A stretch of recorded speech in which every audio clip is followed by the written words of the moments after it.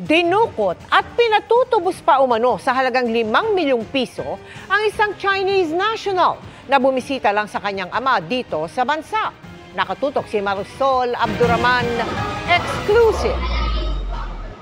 Sa CCTV video, makikita ang isang lalaki at isang babae sa loob ng isang fast food sa Barangay Santa Ana, Taguig City. Ayon sa Taguig Police, ang lalaki raw ay isang 19 anyos sa Chinese national na nakidnap. Bumisita lang daw ito sa kanyang ama dito sa bansa.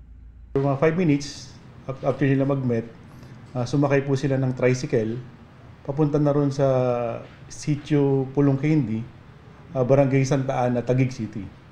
Ang sumbong daw ng biktima sa mga pulis, dito siya dinala ng babae na kanyang kamita, pero nagulat siya nang pagpasok niya sa kwartong to, meron na raw mga lalaking nakaabang. Dito na siya pinusasan at piniringan. Kinuha yung kanyang telepono. So, nung madaling araw na yun, nandun siya sa bahay at ligid sa kanyang kaalaman na nakipag-negotiate na pala itong mga suspect doon sa kanyang family.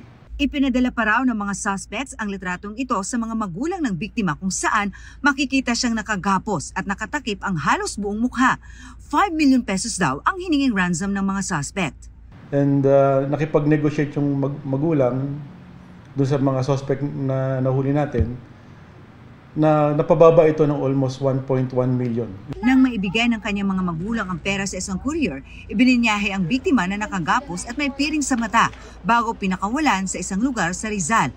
Pagka-report sa Taguig Police, agad ikinasa ang operasyon. Pinuntahan ang bahay na ito na itinuro ng biktima. Dito inabutan ang dalawa sa mga suspect. Na-identify niya as kasama doon sa mga nag-kidnap sa kanya.